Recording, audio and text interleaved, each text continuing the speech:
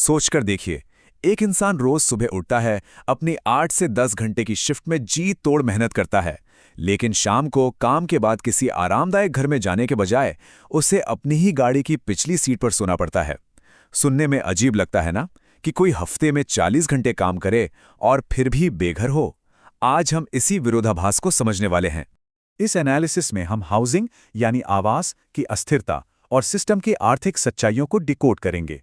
हम देखेंगे कि कैसे एक छोटा सा आर्थिक झटका किसी भी कामकाजी इंसान की जिंदगी पलट सकता है, और सबसे अहम बात, कैसे एक मजबूत सामाजिक ढांचा इस बड़े खतरे से ढाल बनकर हमें बचा सकता है। तो आइए सबसे पहले बिल्कुल बेसिक से शुरू करते हैं। आखिर एक छत या आश्रय की बुनियादी जरूरत है क्या? एक घर सिर्फ ईंट और पत्थर की दीवारें नहीं होता। असल में ये 3 बहुत ही अहम काम करता है, जिसे हम शॉर्ट में PCS कह सकते हैं। पहला, प्रोटेक्शन यानी सुरक्षा, जो हमें खतरनाक मौसम और बाकी खतरों से बचाती है। दूसरा, कंफर्ट यानी आराम, एक ऐसी अपनी जगह जहां हम रोजमर्रा के काम और साफ सफाई कर सकें। और तीसरा, सोशल सिग्निफिकेंस, जो हमें हमारे समाज और संस्कृति से जोड़ता है। जब ये तीनों चीजें छिन जाती हैं, तो जरा सोचिए, इंसान की पूरी जिंदगी ही डगमगा जाती है। अब सवाल यह है कि लोग बेघर होते कैसे हैं। आइए वर्किंग होमलेस के उस जाल को समझते हैं जिसमें आजकल कई लोग फंस रहे हैं। उदाहरण के लिए कैलिफोर्निया में फुल टाइम काम करने वाले एक व्यक्ति को ही ले लीजिए। वहां एक औसत वर्कर की महीने की कमाई लगभग $2000 होती है, लेकिन वहां एक साधारण से 1 बेडरूम अपार्टमेंट का किराया ही $2500 तक पहुंच चुका है। गणित बहुत सीधा है और बिल्कुल नामुमकिन भी। $2000 कमाने वाला कोई इंसान $2500 का किराया आखिर दे तो दे कैसे? और बिल्कुल यहीं से जन्म होता है एक नई सच्चाई का, वर्किंग होमलेस। ये वो लोग हैं जो काम से जी नहीं चुराते, उनके पास बाकायदा 8-10 घंटे की शिफ्ट वाली नौकरियां हैं, लेकिन आसमान छूते किराए की वजह से उनके पास घर नहीं है। मजबूरी में ये लोग अपनी कारों में सोते हैं और नहाने या फ्रेश होने के लिए लोकल जिम की मेंबरशिप लेते हैं, ताकि अगले दिन साफ सुथरे होकर फिर से काम पर जा सकें। लेकिन तब क्या होता है जब सोने के लिए कार का विकल्प भी खत्म हो जाए? यहीं से कहानी अमेरिका के उन छिपे हुए टेंट शहरों तक पहुंच जाती है। लॉस एंजल्स का स्किड रो इसका एक रोंगटे खड़े कर देने वाला उदाहरण है। शहर के बीचों बीच करीब 50 ब्लॉकों में हजारों लोग फुटपाथ पर टेंट लगाकर रह रहे हैं। हॉलीवुड के उस चकाचौंध से बस कुछ ही दूरी पर, जहां ना बिजली है न साफ पानी, और ऊपर से हमेशा पुलिस के बुलडोजर या स्वीप्स का डर, जो उनके बचे खुचे सामान और जरूरी दवाइयों को भी मिनटों में नष्ट कर देते हैं। और ये सिर्फ सड़कों की बात नहीं है। लास वेगास जैसी एंटरटेनमेंट कैपिटल को ही देख लीजिए। वहां जमीन के नीचे पानी निकासी वाली अंधेरी और बदबूदार सुरंगों में सैकड़ों लोग रहते हैं, जिन्हें मोल पीपल कहा जाता है। ऊपर कसीनों में लोग लाखों डॉलर बहा रहे हैं, और ठीक उनके नीचे रहने वाले इन लोगों पर अचानक बारिश का पानी भर जाने का और उसमें डूब जाने का जानलेवा खतरा हमेशा मंडराता रहता है। अगर हम इतिहास के पन्ने पलटें तो एक बहुत ही दिलचस्प और डराने वाला पैटर्न नजर आता है। 1929 के वॉल स्ट्रीट क्रैश और महामंदी के दौर में न्यूयॉर्क के सेंट्रल पार्क में हूवरविले नाम की झुग्गियां बस गई थी, और आज लगभग 100 साल बाद हम फिर से वही टेंट शहर और स्किड रो देख रहे हैं।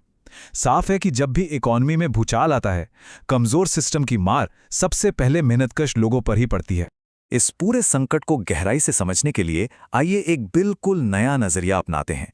क्या हो अगर हम अपनी जिंदगी की स्थिरता को एक फाइनेंशियल पोर्टफोलियो की तरह देखें? देखिए, जिस तरह एक समझदार निवेशक अपना सारा पैसा किसी एक जगह नहीं लगाता, बल्कि जोखिम कम करने के लिए स्टॉक्स, बॉन्ड्स और अलग-अलग एसेट्स में बांटता है, बिल्कुल वैसे ही हमारी जिंदगी का पोर्टफोलियो भी डाइवर्सिफाइड होना चाहिए। अगर हमारी आय सिर्फ एक नौकरी पर टिकी है, बिना किसी बचत या सोशल सपोर्ट के, तो यकीन मानिए कोई भी अचानक आया आर्थिक झटका हमें सीधा सड़क पर ला सकता है।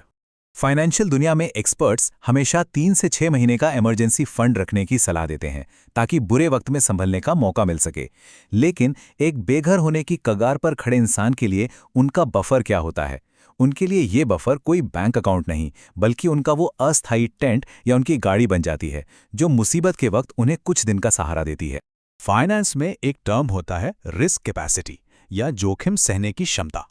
जिंदगी में इसका मतलब है कि अगर अचानक नौकरी चली जाए या कोई बड़ा मेडिकल बिल आ जाए, तो क्या इंसान तुरंत बेघर हो जाएगा या उसके पास इस झटके को बर्दाश्त करने का बैकअप मौजूद है? जिनकी ये जोखिम क्षमता कम होती है वही सबसे जल्दी वर्किंग होमलेस की कैटेगरी में आ जाते हैं। तो फिर इस खतरे से खुद को बचाया कैसे जाए? जवाब है अपने सपोर्ट सिस्टम को डाइवर्सिफाई करके। आइए देखते हैं कैसे। इन आर्थिक झटकों को सहने के लिए हमें मजबूत सामाजिक बंधनों की जरूरत होती है, जिनकी नींव विश्वास, संचार और सहयोग पर टिकी हो। अगर हम फिर से फाइनेंस की भाषा का इस्तेमाल करें तो ये रिश्ते हमारी जिंदगी के सुरक्षित इंडेक्स फंड्स की तरह होते हैं। जब मार्केट क्रैश होता है, यानी जब आमदनी बंद हो जाती है, तो ये भरोसेमंद रिश्ते ही हमें पूरी तरह से टूटने से बचा लेते हैं। परिवार के अलग अलग रूप भी बिल्कुल अलग अलग एसेट क्लास की तरह काम करते हैं। एक न्यूक्लियर परिवार हर दिन की तुरंत मदद देता है। जॉइंट फैमिली में एक ही छत के नीचे चीजें शेयर होती हैं, जिससे खर्चा बचता है। और एक्सटेंडेड यानी विस्तृत परिवार मुसीबत के समय एक बड़े सेफ्टी नेट का काम करता है। जिसके पास ये अलग अलग एसेट्स हैं, उसका जीवन पोर्टफोलियो कहीं ज्यादा सुरक्षित है। और बात सिर्फ परिवार तक ही सीमित नहीं है। मजबूत दोस्त भी बहुत बड़ा रोल प्ले करते हैं। वे न सिर्फ हमें भावनात्मक सहारा देते हैं और हमारा तनाव कम करते हैं, बल्कि जब मुख्य आय का साधन फेल हो जाता है तो एक बेहद मजबूत सेफ्टी नेट भी बन जाते हैं। जिंदगी के पोर्टफोलियो में ये एक बहुत ही बेहतरीन डाइवर्सिफिकेशन है। लेकिन गड़बड़ तब होती है जब लोग ओवर लेवरेज करते हैं। ओवर लेवरेजिंग का मतलब है अपनी हैसियत से ज्यादा कर्ज या जोखिम उठा लेना। जैसे कैलिफोर्निया के उस वर्कर के केस में हमने देखा, वे अपनी बंधी बंधाई सैलरी का एक बहुत बड़ा हिस्सा सिर्फ किराए में झोंक रहे हैं। उनके पास कोई बैकअप प्लान नहीं है। ऐसे में थोड़ी सी भी ऊंच नीच होने पर बिना किसी मार्जिन के उनका पूरा सिस्टम ताश के पत्तों की तरह बिखर जाता है। तो अब सवाल यह है कि जो लोग इस स्थिति में पहुंच चुके हैं, वे दोबारा एक स्थिर नींव का निर्माण कैसे कर सकते हैं? जैसे निवेश में समय समय पर रीबैलेंसिंग करके जोखिम को कंट्रोल किया जाता है, वैसे ही जिंदगी में भी करना पड़ता है। जब आमदनी कम हो जाए तो अपनी रणनीतियों को तुरंत बदलना पड़ता है। अचानक आई इस अस्थिरता से निपटने के लिए इंसान को कम्युनिटी रिसोर्स, फूड बैंक और अलग अलग सामाजिक कार्यक्रमों का सहारा लेना ही पड़ता है। किसी ने बहुत सही कहा है, जोखिम से निपटने का सबसे अच्छा तरीका डाइवर्सिफिकेशन की रणनीति बनाना है और अपने सभी अंडे एक ही टोकरी में नहीं रखना है। शेयर बाजार की ये मशहूर सलाह आज हमारे घरों और हमारी जिंदगी पर भी 100% लागू होती है। आज की इकोनॉमी में सिर्फ एक सैलरी के भरोसे रहना बहुत बड़ा खतरा मोल लेना है। इस पूरे एनालिसिस के बाद एक बहुत ही अहम सवाल मन में आता है, क्या हमें सिर्फ खुद को बचाने के बारे में सोचना चाहिए या फिर पूरे समाज के लिए एक मजबूत सेफ्टी नेट तैयार करना चाहिए? असल में जब हम एक कम्युनिटी के रूप में इन सपोर्ट सिस्टम्स में निवेश करते हैं तो हम पूरे समाज के लिए सबसे बेहतरीन रिस्क मैनेजमेंट स्ट्रेटजी बनाते हैं। क्या एक सुरक्षित और स्थिर समाज की असली नींव यही नहीं होनी चाहिए? इस बारे में जरूर सोचिएगा।